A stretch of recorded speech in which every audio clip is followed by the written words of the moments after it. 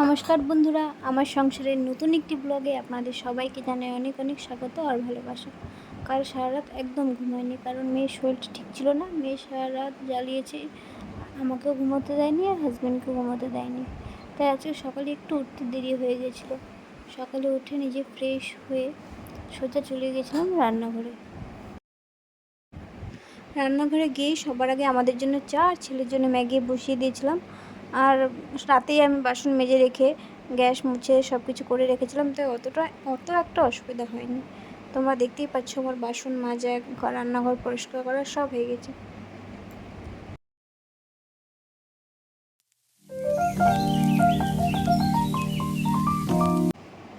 এখানে তোমরা দেখতেই পাচ্ছ ঘরের অবস্থা খুব খারাপ হয়েছিল, আর এটা করতে আজকে আমার অনেক টাইম লেগে গেছিলো। তো তোমরা দেখতে থাকো, আমি 1 মিনিটের মধ্যে এটা পরিষ্কার করে নিই। তোমরা এখানে দেখতেই পাচ্ছ আমার সমস্ত কাজ করা হয়ে গেছে। বিছানার চাদরটাও পাল্টে নিয়েছি, কারণ ঘরে ছোটো বাচ্চা আছে, তো 2-3 দিনের বেশি আমি চাদর রাখি না বিছানাতে। সমস্ত কাজ কমপ্লিট করে এবার ঘরটা ঝাড়ু দিয়ে মুছে নেব।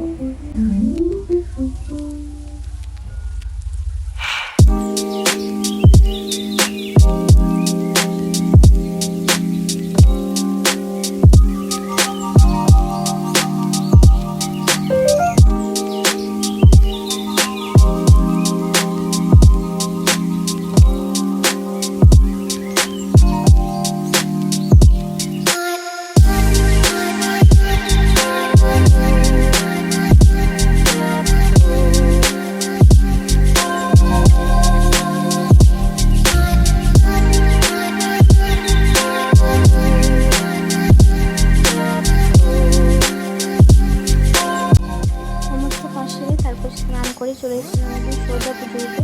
পুজো করে রান্না করতে হতো। আমাদের রান্না করতে অনেকটা দেরি হয়েছে। আজকে প্রায় 5:30 6টা বেজে গেছে। মেয়ের শরীর নিয়েও খুব বিরক্ত করেছিলাম। শুধু সব কাজেই থাকে না, আরও কিছু কাজ থাকে, যেগুলো দেখানো হয় না। মেয়েকে স্নান করানো, মেয়েকে সময় মতো খাওয়ানো, ছেলেকে খেতে দেওয়া, অনেক আরও কাজ থাকে।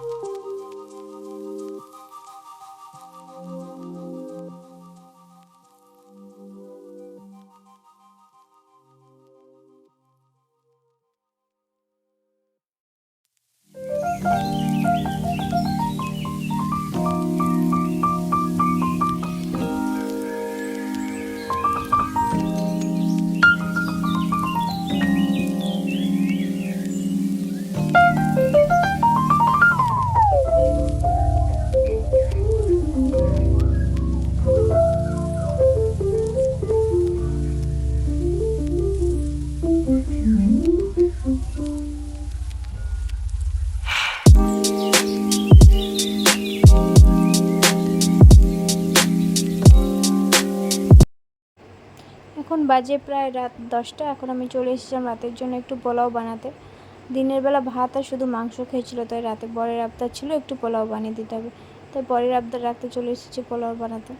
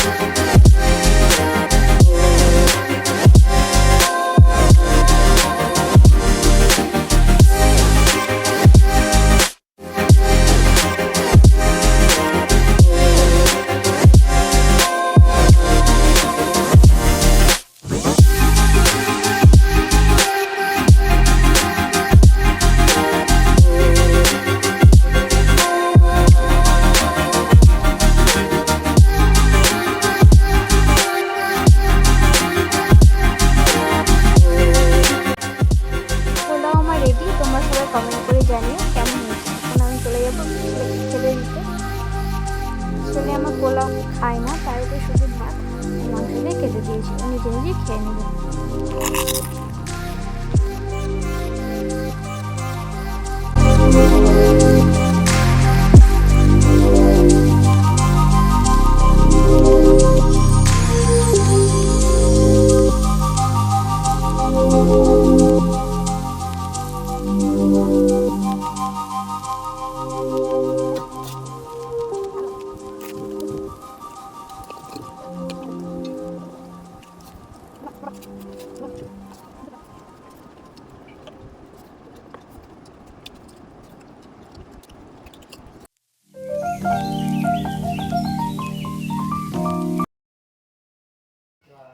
রাতের খাওয়া দাওয়া সেরে সমস্ত কাজ সেরে তারপর ফ্রেশ হয়ে চলে এসেছিলাম।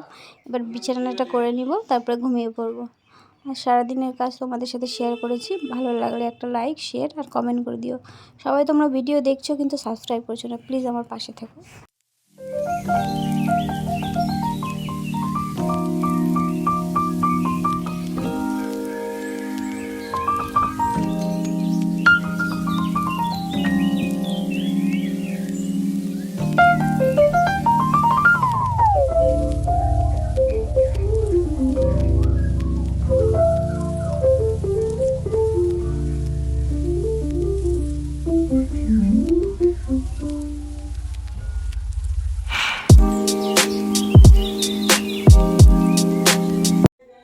আজ তাহলে টাটা, দেখা হচ্ছে কাল একটি নতুন ভিডিওতে।